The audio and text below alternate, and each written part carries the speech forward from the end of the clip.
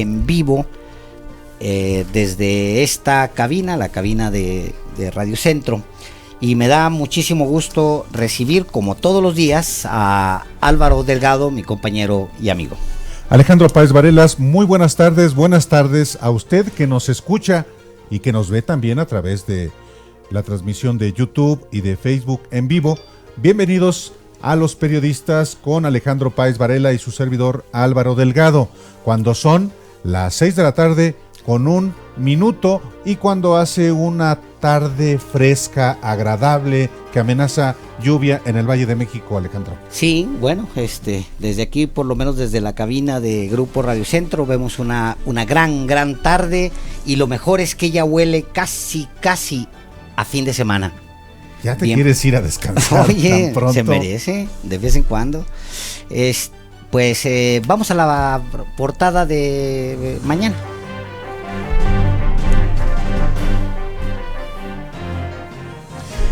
Pues el nuevo Congreso de Baja California, ahora dominado por Morena, aprobó esta tarde una consulta directa a la ciudadanía para que decida, escuche bien esto, si se queda el gobernador Jaime Bonilla 2 o 5 años.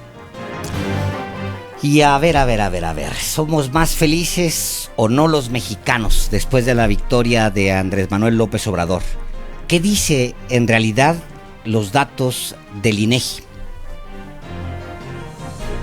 Alianza con el PAN, cambio de colores y de nombre. El nuevo dirigente nacional del PRI tiene planes muy audaces para su partido. Y bueno, fue hoy un día de regaños en la mañanera. Le tocó a un subsecretario de Gobernación y también al titular de la Unidad de Inteligencia Financiera.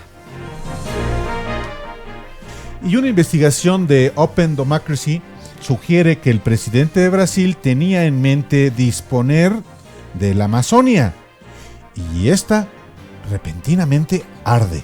Carajo. Y se filtran videos de los últimos momentos de Celso Piña y, por supuesto, la familia está enojada y amenaza con demandar. Son las 6 de la tarde con 3 minutos y vamos a la pregunta del día, que está bastante coqueta, Álvaro Delgado. Usted que nos escucha seguramente se dará cuenta que quien la diseñó fue la perversamente de Alejandro Páez Varela. No, señor. No, señor. Por lo que dice la pregunta. A ver. La pregunta es: ¿cree usted que cambiando de dirigente nacional el PRI pueda ganarse la confianza? Híjole, pues sí, más o menos suena como a mí, pero también a ti. Y estamos en el 52 59 11 97. Recuerde que puede marcarnos, teléfono multilínea, déjenos sus comentarios. Usted sabe que nos gusta, nos interesa compartir aquí sus puntos de vista. Estamos en Los Periodistas, regresamos. Escríbales al Twitter.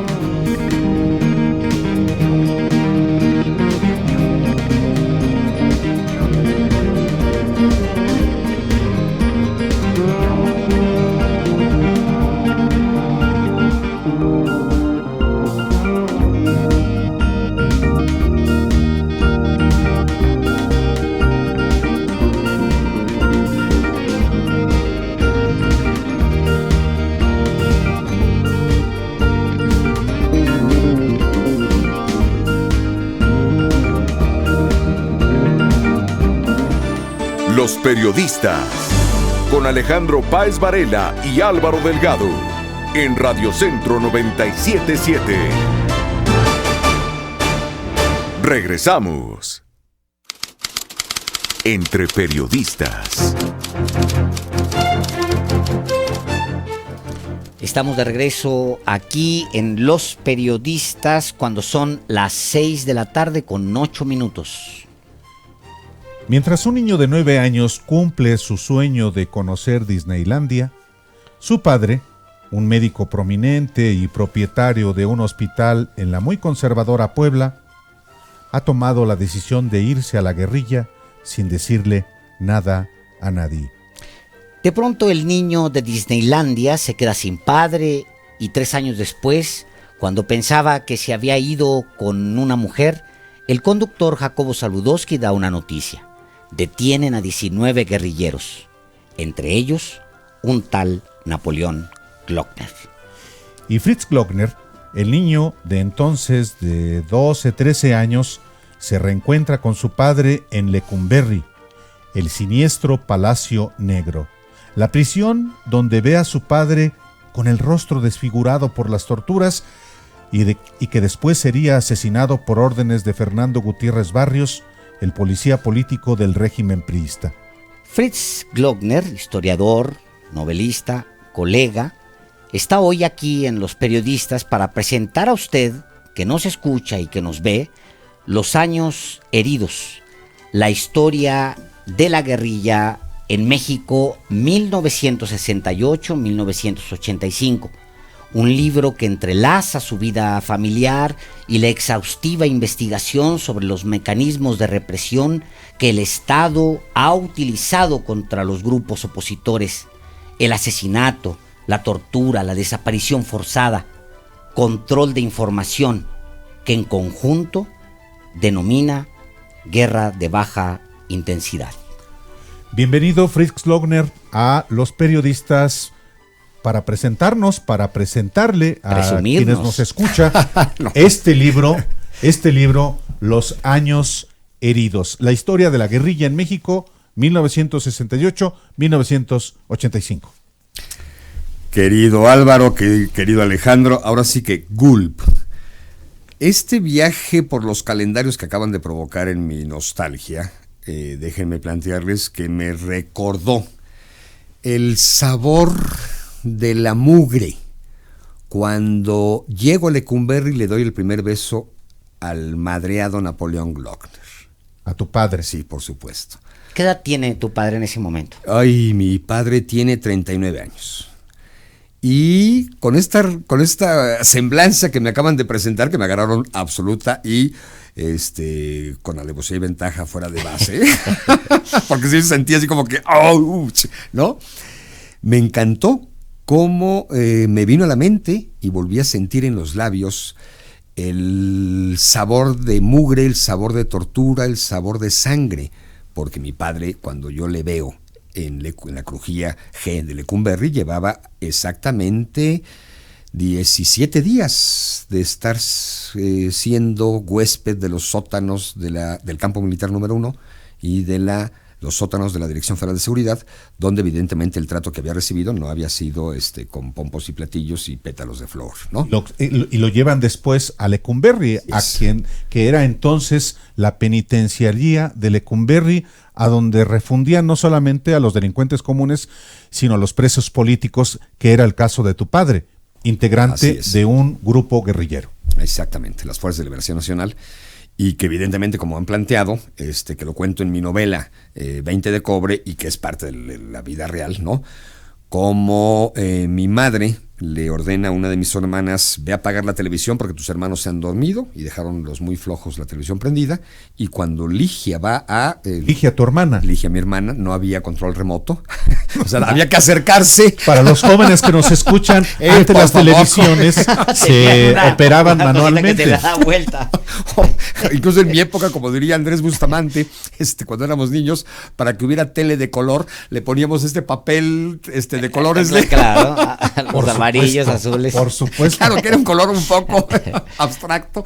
Pero bueno, la gracia es que cuando mi hermana se hinca para intentar apretar el botón y apagar el televisor, en ese instante Jacobo Zabludovsky está dando la noticia de la detención de 19 guerrilleros. Y entre otros, evidentemente, salta el nombre de Napoleón Glockner, tomando en cuenta que mi padre es hijo en ese momento, de Julio Glockner, ex rector de la Universidad Autónoma de Puebla, líder del movimiento de reforma universitaria del 61, y Napoleón, junto con el académico Alberto Híjar, se convertían en las dos figuras emblemáticas de ese tipo de detención. De esa detención en De particular. esa detención en particular. Que Claro. son detenidos mi padre el 13 de febrero de 1974 y Híjar y compañía el 14. Y son presentados ante la opinión pública hasta el 21 de febrero. Es decir, 10 días más o Después, menos después. detenidos, torturados. 10 días de tortura Exactamente. continua. Pues Así es, 24 horas. Ese era ese régimen. Sí. ¿A qué olía esa prisión? A todo. Al olor del infierno. Tú Soy cuentas. ateo, pero siempre he dicho que yo sí visité el infierno, y ese infierno lleva por nombre Lecumberri, Palacio Negro. Esa vez miraste a tu padre golpeado, miembro de las Fuerzas de Liberación Nacional, ojo, para que nos escuchan, las precursoras del Ejército Zapatista de Liberación Nacional que sigue existiendo en México. Y tú describes, te encuentras a tu padre y tu abuelo corre y lo abraza y lloran. Sí. Y tú traes la intención de que mi piel se esté chinita todo el día. Soy entrevistador. Oye, pues además estuvo tu lector. Vamos a hablar de la objetividad, ¿no? Bueno, quiero decirles que préstame los libros. Álvaro se trajo, porque además le está pidiendo que se los firme, Un pueblo en campaña, que es de Fritz también, igual. Es cuando él participa en la campaña de Cuauhtémoc Cárdenas. Soy Permítame. testigo, el libro pues está a punto de es una joya desmoronarse. bibliográfica. Y luego me sirve, Alejandro, para Sí. hacer el siguiente apunte del personaje con el que hoy estamos conversando. Yo conocí a Fritz Glockner en la campaña de Cuauhtémoc Cárdenas, la campaña presidencial de Cuauhtémoc Cárdenas en 1994, la segunda que encabezó el ingeniero. Él era el responsable, uno de los responsables de prensa, el vocero era Adolfo Aguilar Sincer, y Fritz Glockner era integrante de ese equipo, junto con Rubén Aguilar, Afirmativo, Fíjate. el pareja. que fue vocero De Vicente Fox. de Hijo, Vicente cómo Fox. cambia todo, bueno, qué barbaridad. Pero este libro lo escribe Fritz, Un pueblo en campaña, precisamente sobre la campaña de Cárdenas del 94. Termino la reseña de los libros que trae. Pero perdón, Álvaro. siguiente paréntesis, porque yo me subo a la campaña de Sí. Cuauhtémoc Cárdenas en el equipo de prensa con la intención siempre de escribir este libro. O sea, al propio Cuauhtémoc, cuando le digo me quiero incorporar, es porque mi intención era escribir Narrar. esa historia, el Claro. viaje de ese tren, que después me lo copian tanto mi querido Adolfo como nuestra querida Andrea Dabrowski. Y terminamos Dabrowski. escribiendo 3 libros, no uno que era mi original. Sobre aquella campaña. Así es. Este es de El Juglar Editores, Un pueblo en campaña. Un segundo que está aquí es Coleccionista de estrellas, Fernando Benítez en Tonatzintla, también de Fritz, y este es de la Secretaría de Cultura de Puebla. Tengo Cementerio, nos sirve incluso para ir narrando más o menos Claro, la bibliografía de le Fritz. dice uno la bibliografía, claro, la Glocknerteca. o la egoteca también. Glockner, porque es la mía. Glockner. Cementerio de papel. Sí. Las historias de violencia y muerte se vuelven a escuchar en el viejo Palacio de Lecumberri, y esta está editado por Ediciones B. Esta es una edición. Perdón, un paréntesis.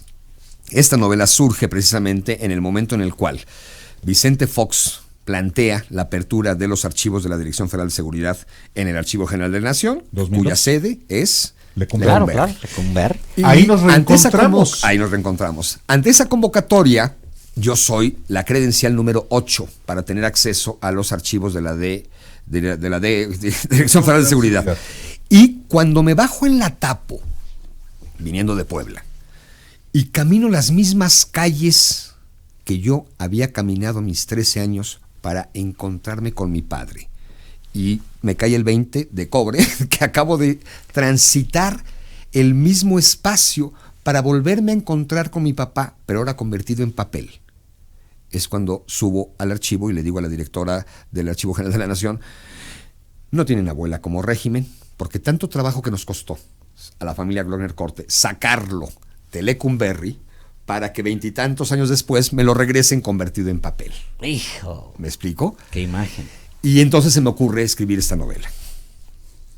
Ahí nos encontramos Fritz Glockner y yo investigando a la derecha. A la derecha. No, a la izquierda. Carajo, cada quien tiene su debilidad. Y O sus obsesiones, Oye. o sus fantasmas. Claro. soy también, tengo la credencial, de las primeras credenciales para investigar en los documentos de la Dirección Federal de Seguridad. Pero estos libros que de alguna manera yo me siento asociado a ellos Por supuesto. por ser amigo fundamentalmente de Fritz Por Glockner. supuesto. Y viene otro que es muy Ahí va. relevante. Porque aquí, supongo, lo estoy adivinando, vienen 2 tomos donde estás haciendo, pues, ¿qué estás haciendo? Estás reconstruyendo la historia de la guerrilla en México. ¿Qué es este gran ejercicio? Si ustedes lo ven, los que están en YouTube lo van a poder ver, porque es un ejercicio brutal. Y para quien nos escucha en la radio, pues estamos hablando de 2 tomos bastante sólidos, Voluminosos. pesados. El primero se llama Memoria Roja, Historia de la Guerrilla en México, 1943-1968. Y la edición de Planeta, esta anterior es de Ediciones B, y esta edición es de Planeta, el último libro, el que realmente vienes presentando, que es Los Años Heridos, la historia de la guerrilla en México, 1968-1985, que trae esta maravillosa portada. Es un soldado convertido en ratón o montado en un tanque, que es un ratón. Es un soldado montado en un tanque, que es un ratón. Así es. Y cráneos Y cráneos. abajo. Sí. Y Calaveras. Sí. Brutal. Es una imagen que me remite maravillosamente a la gráfica popular, por ejemplo, Sí, ¿no? sí, O a sí, la sí. gráfica del 68. Por eso Sí. me gustó mucho, ¿no? La portada. Tú haces una historia, la historia de la guerrilla en México, 1968-1985, los años más convulsos, los años de la guerrilla, que aunque había existido con Lucio Cabañas, con Genaro Vázquez Rojas y con Jaramillo desde después de la Revolución, después del 68 y la represión, proliferan en México grupos guerrilleros. Tú haces durante 20 años, 25 años, 30. 30 años, este exhaustivo trabajo que creo que no hay, por ahora, un trabajo como el tuyo. No en el sentido, y no es por andar de presuntuoso ni mucho menos, pero bueno, sí son 30 años de investigación. Como ya habíamos dicho, habíamos empezado la entrevista, todo personaje trae su huella de dolor. El hecho, el acontecimiento, motivo por el cual actúas, decides, optas por, ¿no? El quiebre, diría Robert McKee, el famoso guionista, maestro de guionismo norteamericano. En mi caso es obvio que es cómo la historia entró en la casa y destruye mi póster de Bruce Lee y mi póster de Campanita, porque mi primer amor platónico es Campanita. Uf. El segundo amor platónico fue Nadia Comaneci. Y la gracia es cómo se convierte en tu obsesión debido a que el haber estado en Lecumberri, no solamente sintiendo la carne torturada de mi papá en los labios, sino observando a cientos de familias que iban a ver a personajes idénticos que mi padre. Y deseas que alguien te reinterprete la realidad, que alguien te traduzca la tragedia que estás viviendo. Y llegas a las librerías y no encuentras nada. Y entonces se convierte evidentemente en una obsesión de que hay que narrar, hay que contar esta historia. Uno de nosotros tiene que contarlo. diría Así es. Cortázar, ¿no? Exactamente. Y solamente tú, veo, nadie más podía contar esta historia, dice en la contraportada de tu libro. ¿Y por qué carajos contar esa historia? Además de lo personal. Digamos que se convierte en mi obsesión. Entro a estudiar historia. Los primeros trabajos escolares, evidentemente, eran las primeras intencionalidades de investigación sobre lo que nadie había contado.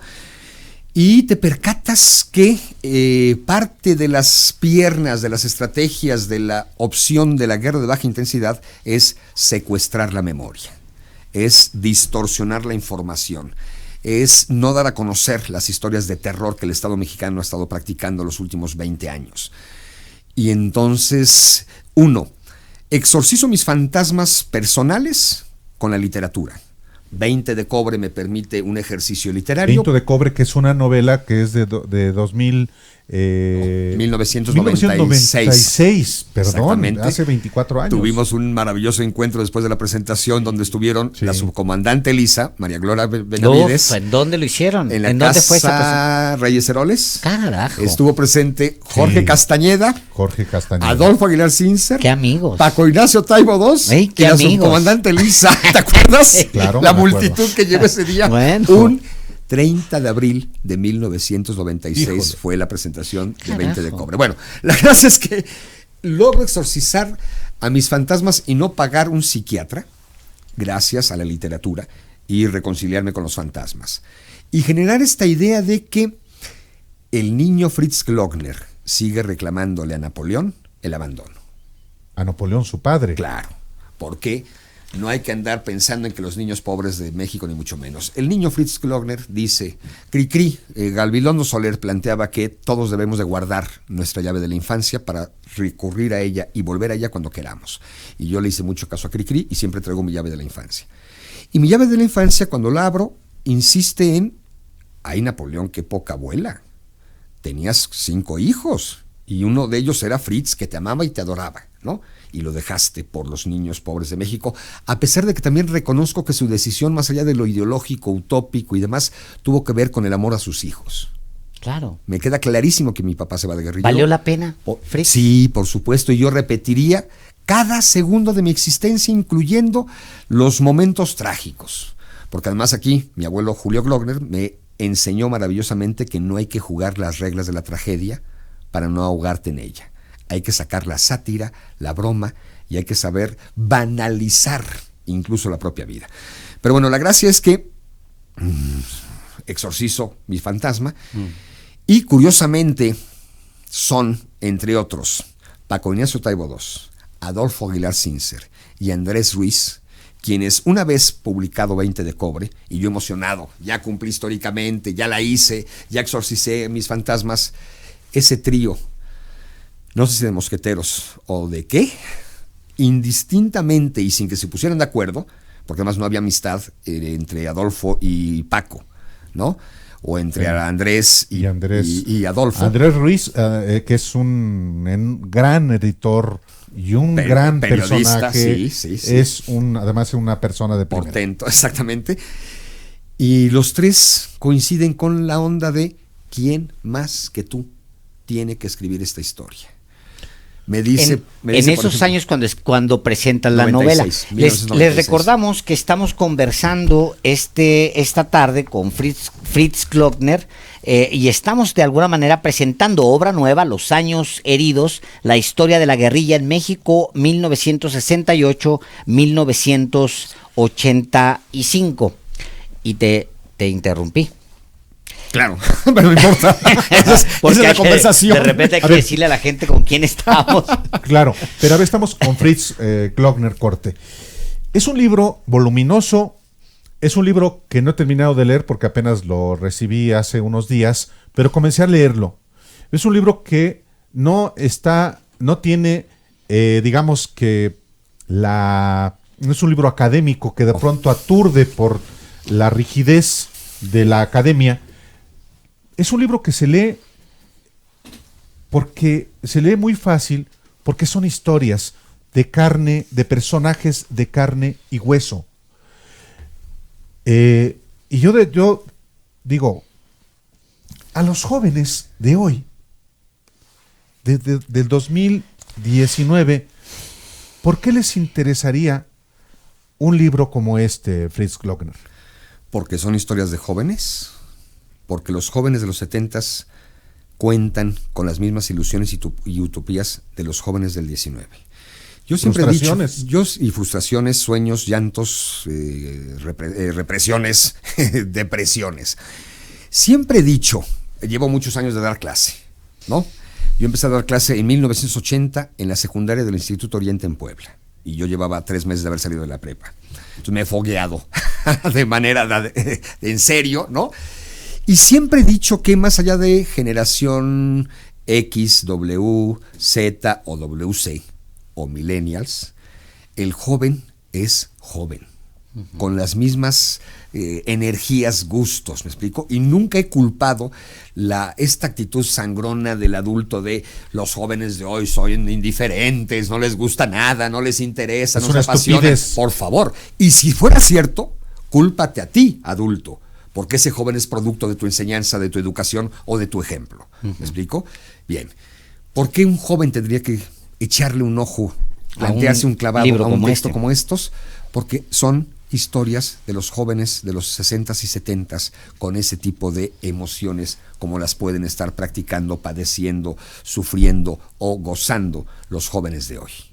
Te dice Ernesto Pereira, te escribe de aquí de la Gustavo A. Madero, te dice felicidades a Fritz y recordarle aquel día que se hizo un homenaje a los guerrilleros caídos en Madera, Chihuahua.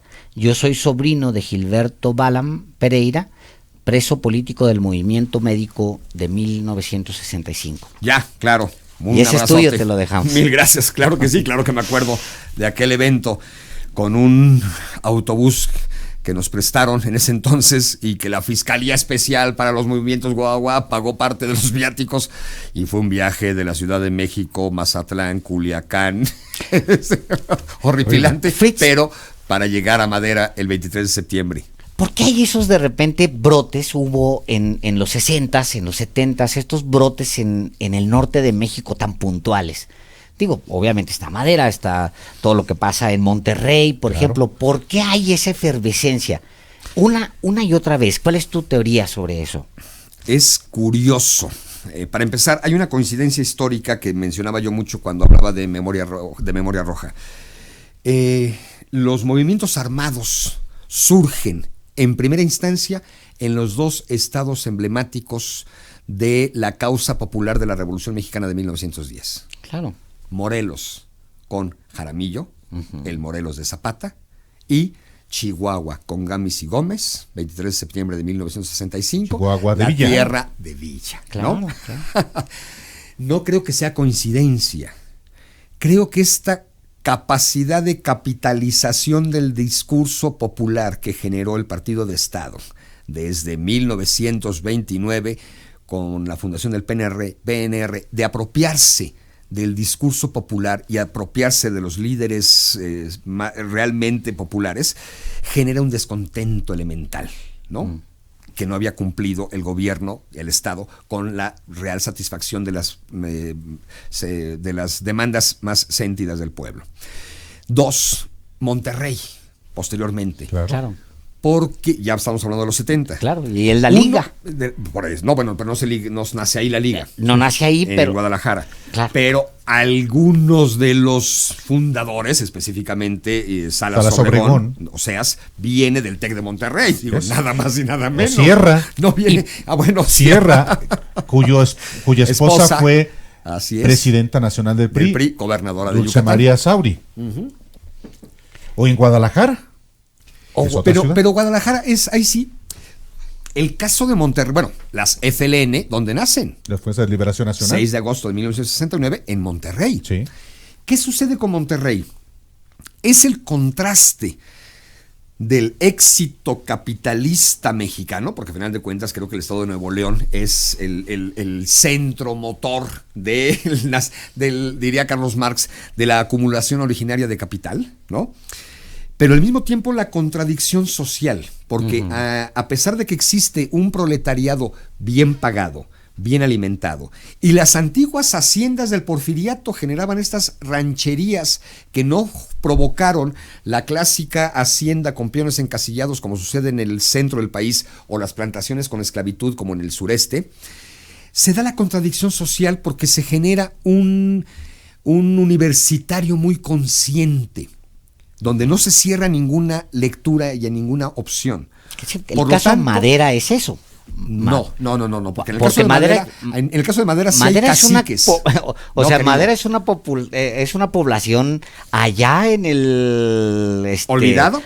Sí, en el abandono completo. Claro, y entonces población ahí maderera. sí hay una respuesta a la agresión, a la represión, tanto de los caciques como del gobierno del estado. En el caso de Monterrey específicamente, es una ciudad modelo del desarrollo capitalista, pero se incuba lo ideológico, lo intelectual, el asumir la utopía por el raciocinio y no por el madrazo, digamos vulgarmente, no por el golpe. ¿Me explico? A ver, Genaro Vázquez Rojas, Lucio Cabañas, el propio Rubén Jaramillo, se ven los Escobel y los Gaitán de Chihuahua terminan yéndose a la guerrilla como acto de autodefensa ante las agresiones del Estado mexicano, ante el cierre de oportunidades. Los Yáñez en Monterrey. Fernando Yáñez Muñoz, que es uno de los fundadores del Frente de las Fuerzas de Liberación Nacional. Así es, y su hermano, ¿no? Su hermano. El hermano Pedro, que ese era su seudónimo. El que muere. Exactamente, en Chiapas. Rizausi. Está su entonces esposa, la que fue senadora del PRD, esta académica, casi me está olvidando el nombre. No importa. Eran intelectuales que asumen la causa y la utopía. ¿Y qué tanto aterrizó la ideología del triunfo de la Revolución Cubana de 1959 en Monterrey que genera este radicalismo que no tiene que ver como reacción de autodefensa a la agresión del Estado? ¿Me explico? Estamos hablando con Fritz Glockner. Rosalvina Garavito, perdón. Rosalvina Garavito. Claro, bueno. Estamos hablando con Fritz Glockner, es el autor de Los Años Heridos, la historia de la guerrilla en México, 1968-1985. Fritz, hoy hay guerrilla en México. Afirmativo. El ZLN es una fuerza, el EPR, el ERPI, son expresiones, no sé qué tan extendidas en México, pero tiene sentido hoy, México, 2019, una guerrilla o guerrillas con el propósito de hacer un cambio social. Son análisis. Primero, existen y luego tienen sentido. Evidentemente existen, no solamente los tres que mencionaste. Mi censo más reciente entre ciertos contactos de la Seguridad Nacional del Estado mexicano, más las informaciones periféricas que te llegan, me planteaban la existencia de hasta 19 grupos armados revolucionarios, ¿no? Ideológicos, hasta hace 4 años. 19 grupos revolucionarios. Guerrilleros revolucionarios. Sí. Donde los más sobresalientes serían lo que ya mencionaste, evidentemente ZLN, EPR, ERPI. La actitud del ZLN no nos tendría que sorprender, ¿no?, ante el rechazo al triunfo de Andrés Manuel, por ejemplo, ¿no? Es la posición que fuimos testigos el 15 de mayo de 1994, cuando la visita del ingeniero Cuauhtémoc Cárdenas en la campaña presidencial de entonces. Claro, la realidad, allá en primero en Guadalupe Tepeyac, que nos hicieron esperar un ratote, sí. Y luego, en la realidad, el discurso a las 6 de la tarde de ese 15 de mayo. ¿Qué momento? El subcomandante subcomandante Marcos, ¿tú ibas? No, yo no estaba en esa, en esa particular no. Ya. Pero ahí estuvimos. Álvaro y yo fuimos por demás. No, bueno, pero pues está en la historia. Evidentemente, no, pero por favor. Porque la hermosa sorpresa que recibimos todos con el balde de agua fría, cuando el subcomandante Marcos empieza a criticar en la jeta de Porfirio, carnal, ¿cómo se puso? De Porfirio Muñoz Ledo, el actual presidente de la Cámara de Senadores, aunque es verdad que en aquel momento el discurso de subcomandante Marcos fue muy crítico al PRD, dijo que estaba reproduciendo las prácticas del PRI. Pero dijo una cosa que dijo, hay una diferencia entre Cuauhtémoc Cárdenas y el PRD. Hizo esa diferenciación. Colocó ese matiz, sin lugar a duda. Pero a lo que quiero ir en términos genéricos es que la postura del EZLN en el 2006, ¿no? Cuando convocaron al no voto, la marcha zapatista, y dijeron, hey, ni Andrés, la otra ni campaña. nadie, la otra campaña, ¿no? Las intenciones el año pasado de sacar su candidatura independiente con Marichuy. Entonces, no nos tendría que sorprender, ¿no?, el nacimiento de los nuevos caracoles anunciados la semana ¿Por pasada. ¿Qué? Pues porque es su actitud de siempre, su postura. Porque De Marcos, del zapatismo, del STLN. Curiosamente no así de Yáñez, de Fernando Yáñez. Fernández Muñoz. Acuérdense que el 3 de julio del año pasado publicó un desplegado donde se asumía como representante de las de las antiguas FLN, y felicitaba a Andrés Manuel López Obrador y solicitaba que bla bla. ¿No lo viste? A ver, ¿No? ¿y Mira. cuál es tu tesis con Rompimiento entre Fernando y Marcos, obviamente. Claro. Obviamente. Y con respecto a la Aquí sí el actitud, truene entre el pasado y Claro. el presente, que muchos se había hablado, ¿no? ¿Se acuerdan en la marcha zapatista cuando Fox? Que reaparece Fernando. ¿Cuál es tu tesis? Seudónimo Germán. de por qué es cada vez más violento el discurso del ZLN contra Andrés Manuel. Virulento, no violento, ¿no? Virulento. Pues, bueno, Para meter sí, yo no soy el único. Sí, bueno, Estridente. estridente está bien, en medio. No, yo creo que, pero es que no me extraña, querido. Porque si tú lo vas viendo, le sube tono. Hay muchos que porque lo ha creen. ignorado Andrés, digamos, ¿no? Andrés ha dicho, ¿Crees que lo ha ignorado? No ha bateado. No lo ha bateado. Ninguna Porque de bola. hecho, cuando anuncian estos caracoles nuevos y sus avances en veintitantos municipios, no me acuerdo si son veintitantos, Andrés Manuel dice, oigan, con respecto al avance de los zapatistas y este comunicado y tal, bienvenidos. ¿Sí? Esa es la palabra de Andrés Manuel, bienvenidos. Por eso. Y entonces le van a ir subiendo de tono porque no los pela, ¿o cómo está? No te sé decir, digo, no soy zapatista, no soy asesor de No, Marcos. pero bueno, le pregunto al hombre que es capaz de al generar un analista. libro de este tamaño. Mínimo. A ver, y que me costó uno y la mitad del otro, y por Seguro, eso no tengo seguro. una hija, ¿eh? Bueno. Que esto pero eso que no se ponga en duda mi actividad sexual. No, muy bien. A ver, yo creo que es lógico en tanto, repito, no debería extrañarnos porque nunca ha cambiado de discurso. Y como dirías, el aumento de nivel, ¿no?, hacia el gobierno de Andrés Manuel tiene que ver, por un lado, según mi percepción, de que Andrés no batea nada y dice bienvenidos. Y dos, con cómo de pronto también en la política una cosa es el Ejecutivo Federal y otra cosa es el Ejecutivo Estatal, ¿no? Que aquí estamos planteando que lo que pueda repercutir en el estado de Chiapas sí, no claro. solamente depende de Andrés, sino Claro. del gobierno del estado, como ha sucedido 20,000 veces, ¿no? Y es una forma de llamar la atención y hasta de ganar. Uno, de mantener las bases radicales en favor del EZLN y del Claro. subcomandante Galeano antes Marcos, Sí. ¿no? Es obvio. Y dos, evidentemente, en función de mantener vigente el discurso revolucionario, aunque ya pudiera parecer arcaico. Si no O le sea, subes de tono, hay que querido, subirle un poquito de tono para que claro, contraste con y para el que con el tenga otro. vigencia Bueno, tu existencia. algunos traducen eso pues como una oposición. Lo primero que se te ocurre es decir, ¿por qué no estaban así con Peña? ¿Por qué no estaban así con Fox, con Calderón? ¿Por qué no era esa su Porque actitud? ahora son virulentos. Porque ahora tienen esa, bueno, toca decir virulencia. Digo, para que veas. ¿No? Oye, pues qué interesante. Nos podríamos pasar aquí las 2 horas que duran los periodistas qué interesante platicando, y qué bueno no tenerte solamente aquí. sobre los años heridos, sino hablar Memoria Roja, que es un libro antes, Cementerio de Papel, Un pueblo en campaña, y 20 de cobre, que no lo traje porque no lo encontré en medio de mis libros que tengo en casa, pero ha sido un privilegio, Fritz Glockner, conversar sobre este libro, conversar sobre asuntos que le conciernen a los mexicanos, a los jóvenes, porque de este libro se trata de jóvenes que se lanzaron a la guerrilla en circunstancias muy diferentes a las que tenemos hoy en el país. Muy adversas. Y muy adversas. Y lo que implica también en términos familiares, emocionales. Pues sí, tú decías, mi papá, uno cuando es niño dice, mi papá es más fregón que todos. Es bombero. Un niño dice es bombero, el mío es policía. ¿Y tú qué decías? Mi papá es guerrillero. A ver quién puede matar esa apuesta. Solamente Había dos. A ver, había dos. Los hijos A de ver. dos que me podían haber matado la apuesta. A ver. Los hijos de Fernando Gutiérrez Barrios. Claro. O los hijos de Miguel Nazararo. Puf. Afortunadamente no estudiaron en Puebla, carnal. Y entonces no me mataron la apuesta. una última cosa. Tú pudiste haber hablado con Fernando Gutiérrez Barrios. ¿Qué pasó?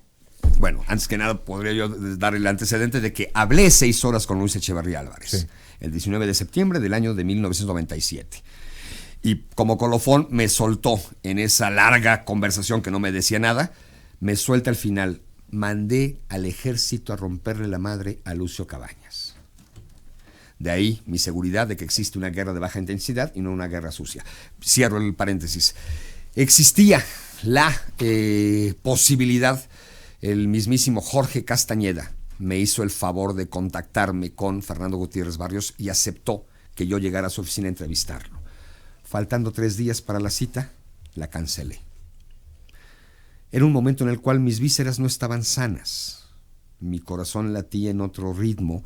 Mi torrente sanguíneo me decía: ¿qué le vas a ver a ese individuo que estuvo presente cuando a tu padre le aumentaban la corriente de voltios Uf. de los cables que estaban colocados en sus genitales? Uf.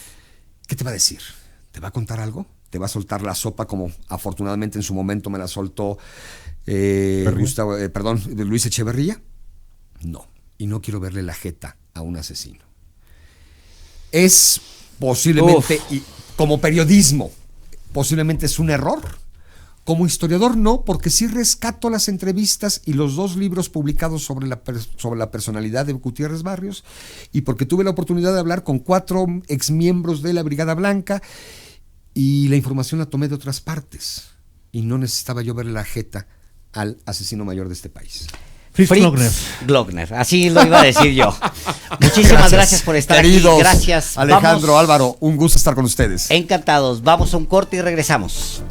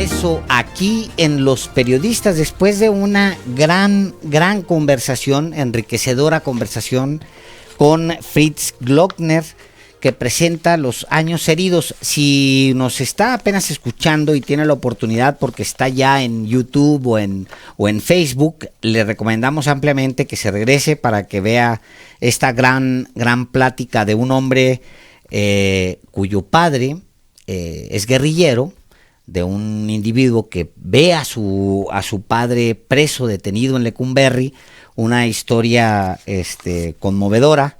Yo me quedé en las ganas de terminar lo que le dije de Cortázar, porque es un texto de 2 líneas que dice: uno de nosotros tiene que escribir si es que esto va a ser contado.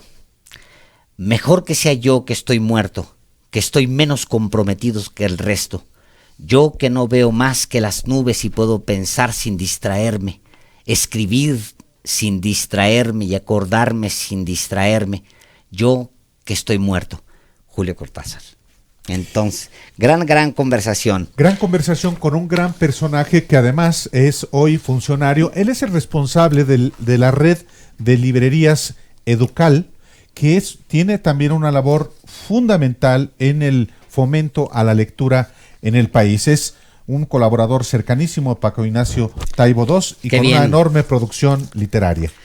La Dirección de Protección a Mexicanos en el Exterior y el área de servicios consulares presentaron un informe al Poder Legislativo en el cual ya se detallan las acciones emprendidas como respuesta al acto terrorista sucedido en El Paso, Texas, de lo que le hemos venido hablando estas últimas dos semanas. Sucedió el pasado 3 de agosto, como usted recordará, y pues está con nosotros el cónsul de México en San Diego, Carlos González Gutiérrez. Lo tenemos aquí en la línea. Bienvenido, cónsul, a Los Periodistas. Muchísimas gracias, Álvaro, gracias, Alejandro, gracias por la oportunidad. ¿Qué ha sucedido a partir de este 3 de agosto? Me imagino que muchísimas cosas, pero para ustedes, ¿cómo les ha cambiado la dinámica?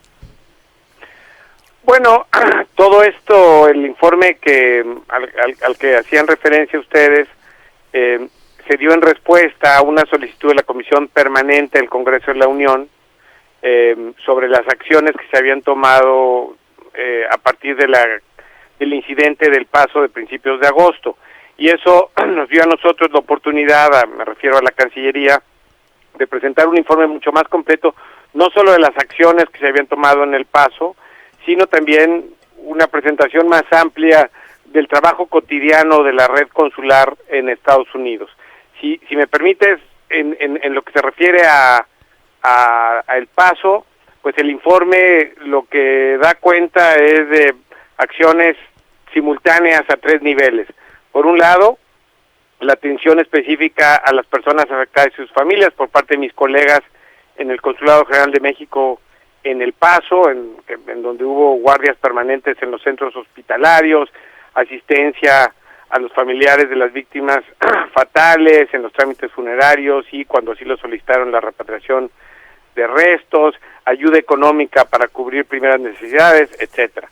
Pero paralelamente, en otro nivel, se dio un diálogo permanente con las autoridades de los 3 niveles, tanto local, estatal como federal, un diálogo bilateral con las autoridades estadounidenses por parte del Gobierno de México, y un tercer nivel que tiene que ver con las acciones legales que tanto la Cancillería, en coordinación con la Fiscalía, está explorando adoptar tanto en México como en Estados Unidos a partir del incidente del Paso.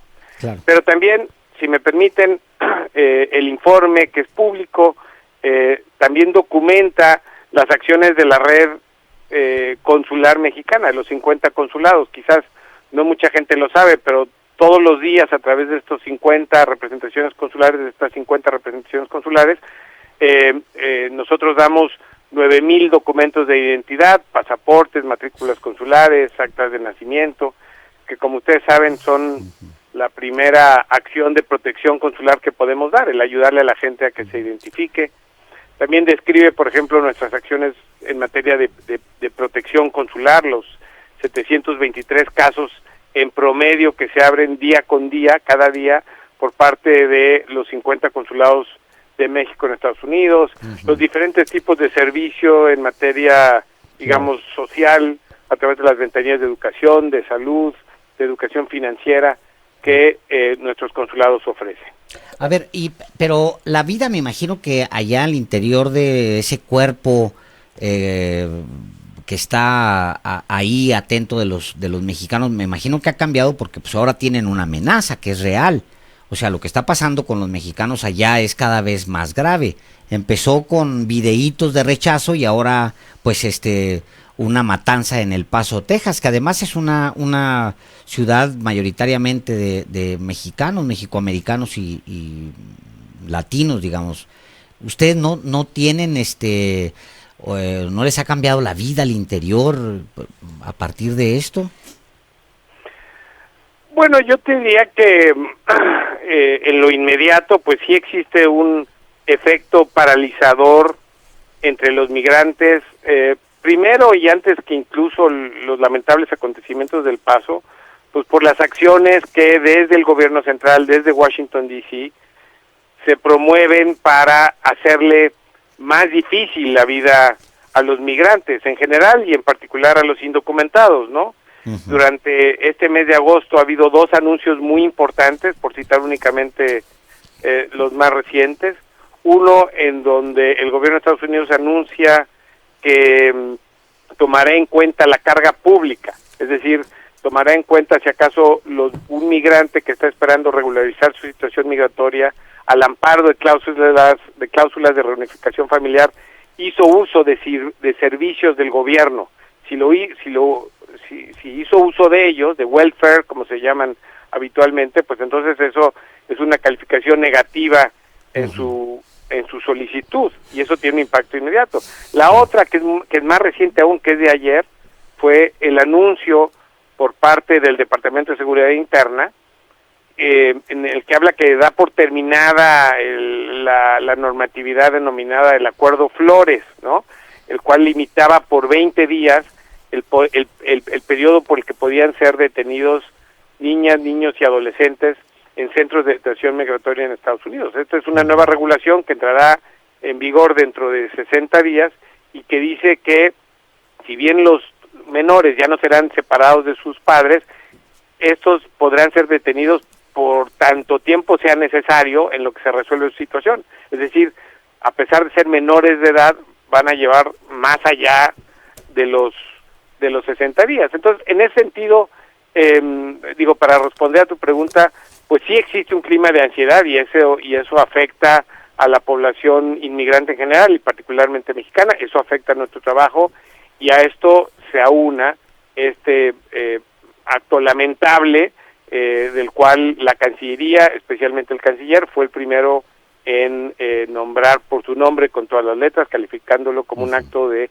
terrorismo en contra de los mexicanos. Pues días complicados para ser un mexicano, un mexicoamericano en Estados Unidos. Muchísimas gracias, cónsul Carlos González Gutiérrez, por esta conversación aquí en Los Periodistas.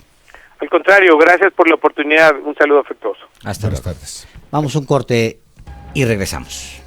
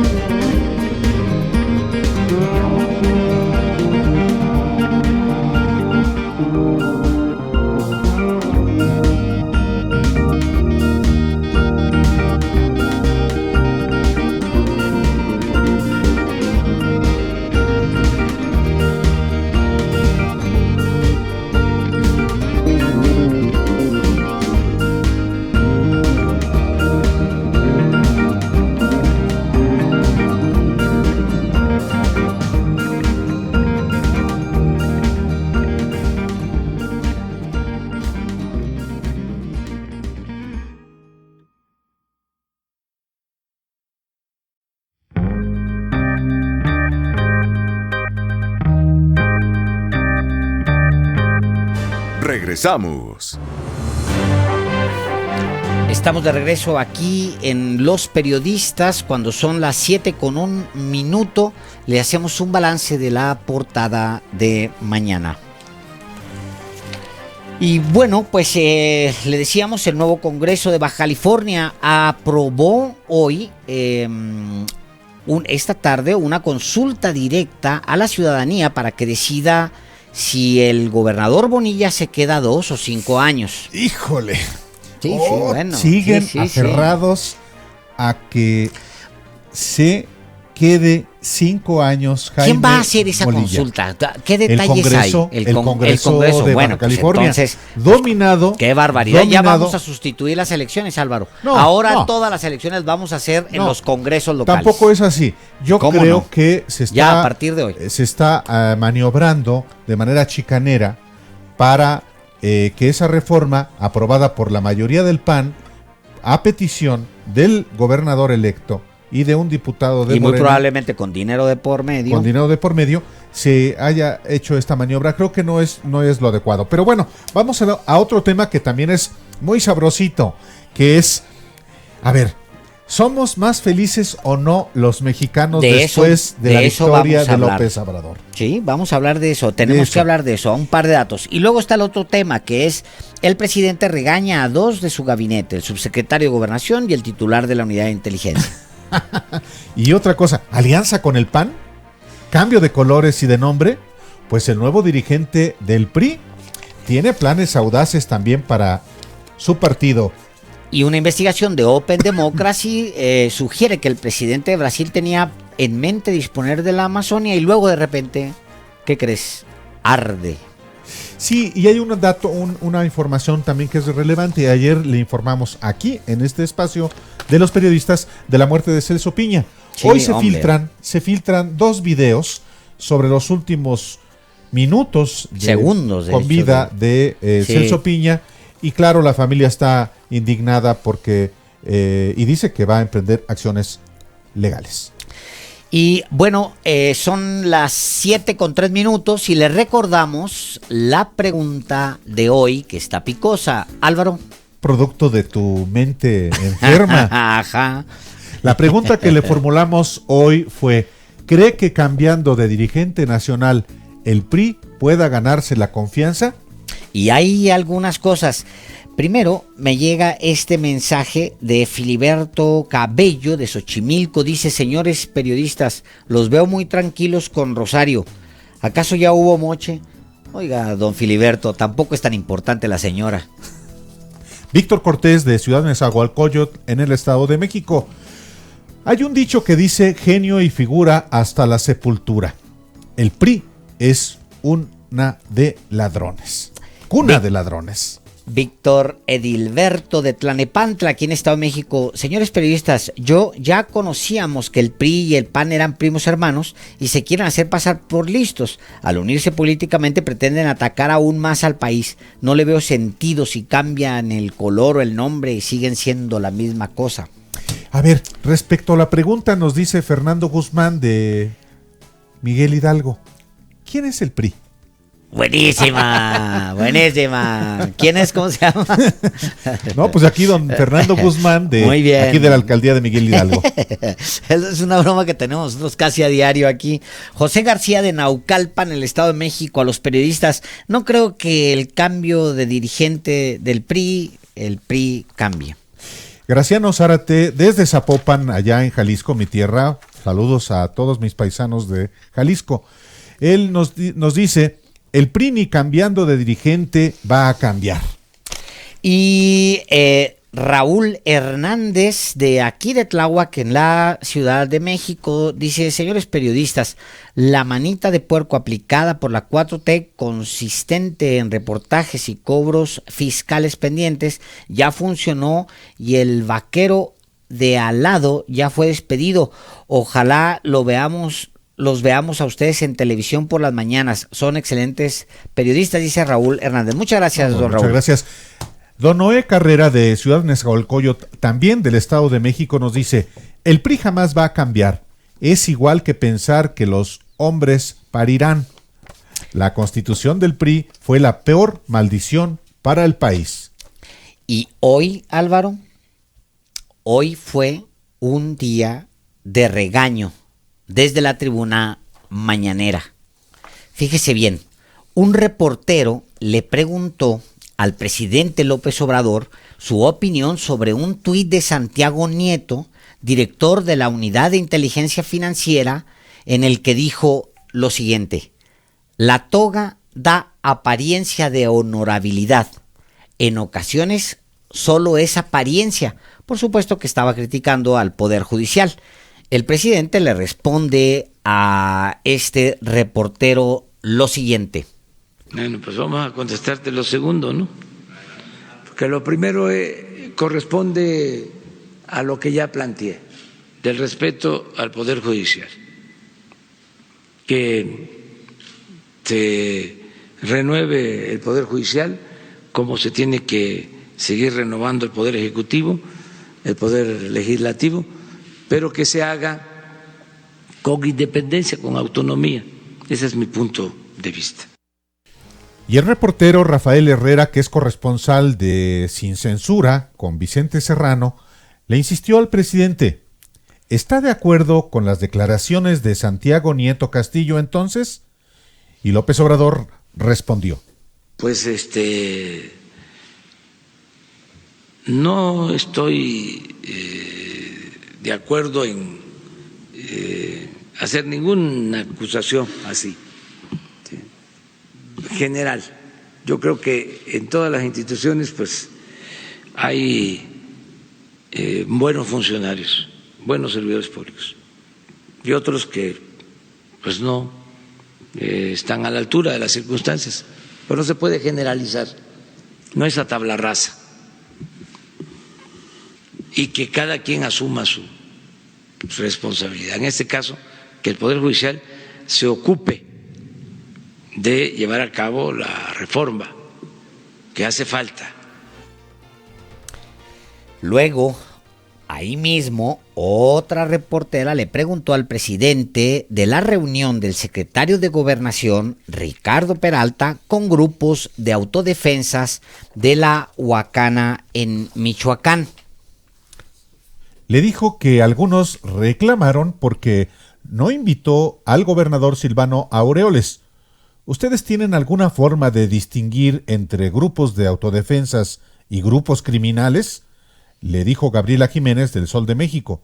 Y López Obrador respondió: ayer hablé de eso, dije que no consideraba conveniente, que incluso pienso que fue un error el promover estos grupos,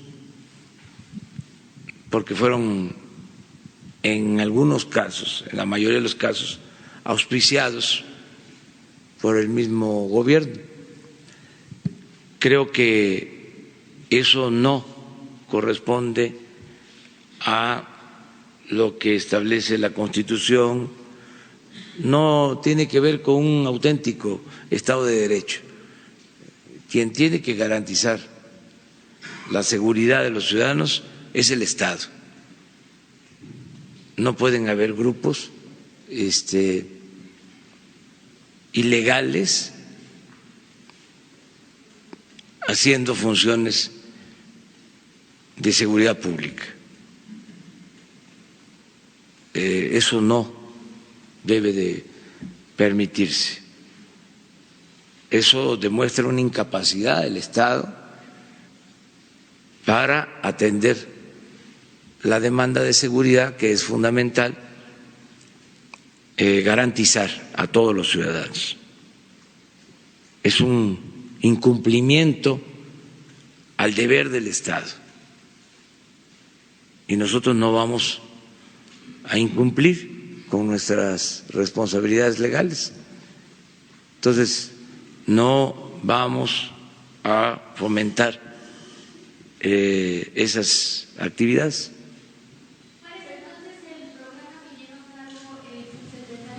Pues él tomó esta decisión porque lo invitaron a participar, ya se habló de este asunto en el Gabinete de Seguridad y se le ha pedido que se ajuste a lo que establece la Constitución y las leyes. No estoy de acuerdo. No. No estoy de acuerdo, le dice el presidente con lo que hizo su subsecretario de Gobernación, y no estaba de acuerdo tampoco con el tuit de Santiago Nieto. ¿Pero qué fue hacer el subsecretario de Gobernación a Michoacán? Mira, lo que pasa es que tiene dos visitas que son bastante polémicas. Una es en Tamaulipas, y luego está la de Michoacán, que pues le reclama Silvano como si fuera Silvano, en fin. Silvano Aureoles, el gobernador le reclama, de Michoacán. Sí, que no sé qué, que no ni me tomaron en cuenta. Y luego, pero la cosa está en que, pues bueno, está sosteniendo reuniones con gente en Tamaulipas, en Michoacán, con gente que al final es gente de grupos armados, y Andrés Manuel tiene claramente una idea, lo dice hoy, por eso pasamos esto que luego ya en la noche se oye medio aburrido, pero bueno, es el presidente que habla muy lento. Lo que pasa es que tiene enorme relevancia lo que estamos presentándole. Le presentamos de manera amplia la intervención del presidente de la República sobre la intervención del subsecretario de Gobernación en Michoacán y en Tamaulipas, porque tiene que ver con lo que se generó a partir de la declaración de la secretaria de Gobernación, Olga Sánchez Cordero, en el sentido de que hay grupos armados con los que se está dialogando para desarmarse, para incorporarse a la actividad política ordinaria, a la actividad normal de poner las armas. Pero estamos hablando de grupos de autodefensas. Hubo una interpretación equívoca en el sentido de que estaba negociándose con grupos criminales. Es verdad que hay, particularmente en el estado de Michoacán, una mezcla rara entre grupos de autodefensas que legítimamente buscan preservar su integridad patrimonial y personal, con grupos criminales, y que en buena medida fueron auspiciados en el sexenio pasado por el virrey de Enrique Peña Nieto a Michoacán, este personaje Castillo, así es. Y por eso López Obrador dice que fueron auspiciados desde el sexenio pasado. Es muy importante lo que dice el presidente, toda la declaración. Es muy importante porque plantea una diferencia brutal de los últimos, al menos del sexenio de Peña Nieto, cuando estalla, ustedes recordarán, les estalla en la mano los grupos de autodefensa, Álvaro.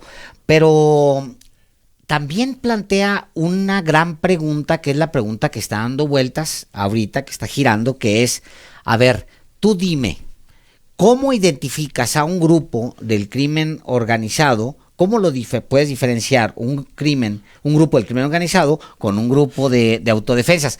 ¿Cómo se visten? ¿Por las armas que traen? ¿Por cómo saludan? ¿Por cómo con quién se juntan? ¿Cuál grupo es cuál grupo? Es que desde que se generaron precisamente estos grupos de autodefensa en el estado de Michoacán, de manera particular, había dirigentes que decían: es que esos no son auténticamente al abuelo autodefensas. Directamente, por ejemplo. O sea, el abuelo Mireles. El propio Mireles. Mireles decía: cuidado con esos. El abuelo se reúne con Castillo muchas veces, y hay fotos del abuelo. Resulta que el abuelo, pues... o el americano. O sea, un montón de líderes de las autodefensas que después terminan, digamos, dirigiendo ciertas alas de ciertos grupos criminales que ahora se están debatiendo, se están agarrando a balazos, se están matando entre ellos por todo Michoacán. Digo, es lo que está sucediendo al final en Uruapan, una tierra tan maravillosa. Y lo mismo está ocurriendo en Guerrero. Guerrero hay ciudadanos que han padecido las agresiones no solamente de grupos criminales, sino de grupos del Estado, me refiero al Ejército, a la Policía Federal, a las policías estatal, a las policías municipales, y legítimamente se organizan para defenderse ante el acoso. Pero también, al mismo tiempo, hay grupos armados para preservar sus intereses criminales, en particular el tráfico de heroína por los plantíos de amapola que existen en la sierra de Guerrero. Y más allá, por ejemplo, se habla mucho que en Guerrero hay, y en una parte de Michoacán, hay grupos armados de las minas, por ejemplo, que se armaron simplemente para defender los intereses extranjeros ahí. O sea, es guardias blancas, como se les ha conocido históricamente. Son grupos armados que tienen presencia en los pueblos que tienen, digamos, una industria poderosa de la mina. Sí, todo este cóctel, que es un cóctel que prevalece, que no se ha logrado resolver, que no se han logrado desactivar, pues es lo que explica de alguna manera la posición que asume López Obrador, y que pues fue uno de los compromisos que él hizo en la campaña de pacificar, de serenar al país, y parte de la pacificación y de serenar al país tiene que ver con que las armas ya dejen de estar en circulación en manos de grupos. Civiles. O sea, punto. Es clarísimo lo que dice el presidente. Creo que eso no corresponde a lo que establece la Constitución. Claro. No tiene que ver con un auténtico Estado de Derecho. Quien tiene que garantizar la seguridad de los ciudadanos es el Estado. No puede haber grupos ilegales haciendo funciones de seguridad pública. Punto.